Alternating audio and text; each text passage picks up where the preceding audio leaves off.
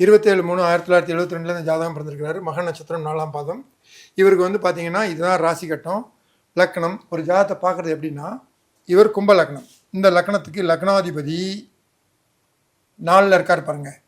ஒரு விஷயம் தெரிஞ்சுடுங்க, 1, 3, 5, 7, 9, 11 இது வந்து ஒத்தப்படை.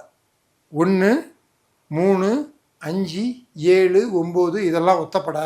இப்போ நம்ம செக் பண்ணும்போது ஒத்தப்படையில் வந்தால் அதெல்லாம் அவருக்கு தானாக வரும், சக்ஸஸ் பாவம். ரெட்டப்படைன்னு ஒன்று இருக்குது, 2, 4, 6, 8, 10, 12 இதெல்லாம் வருது அப்படின்னா அவர் அதில் போராட போகிறாருன்னு அர்த்தம். இவ்வளோதாங்க. இங்கே பாருங்கள், இந்த லக்னம், இந்த லக்னாதிபதி போய் 4ல் இருக்கார். அப்போ ரெட்டப்படையில் போயிட்டாரா? 12 பாவத்தையும் அனுபவிக்கிறது இந்த கேப்டன்கிற லக்னாதிபதியை வச்சு தான். இந்த லக்னாதிபதி போய் 4ஆம் இடங்கிற ரெட்டப்படையில் போய் மாட்டிக்கிட்டாரு. அப்போ இந்த 12 பாவத்தையும் இவர் போராடி தான் பெறணும்.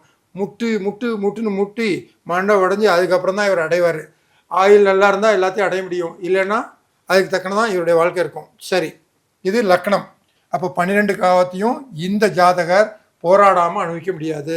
ரைட். நெக்ஸ்ட்டு 2ஆம் இடம். நல்லா கவனிங்க, 2ஆம் இடத்துக்குரியவர் எல்லாத்தையுமே லக்னத்துக்கு பார்க்கக்கூடாது.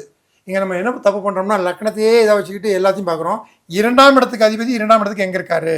2ஆம் இடத்துக்குரியவர் குரு, மீனராசி. இவருக்கு பாருங்கள் 10ல் வராரு பாருங்கள். 1, 2, 3, 4, 5, 6, 7, 8, 9, 10 வந்துட்டா ரெட்டப்படையா? ரெட்டப்படைக்கு போகக்கூடாது. அப்போ இந்த உலகத்தில் இன்றியமையாதது என்னது? தனஸ்தானம். ஏன்னா கலியுகத்தில் தனம் இல்லைன்னா யாரும் மதிக்க மாட்டாங்க. 2ஆம் இடம் சொல்லக்கூடிய தனம், குடும்பம், வாக்குஸ்தானம் 2ஆம் இடத்துக்கு 10ல் ரெட்டப்படையில் போயிட்டு அப்போ தனத்துக்கு போராடுவார். அப்போ இதை நல்லா கவனிங்க. 2ஆம் இடம் எப்படி இருக்குது? ஓகே, தனம், குடும்பம், வாக்கு இவருக்கு போராட்டமாக இருக்கும்.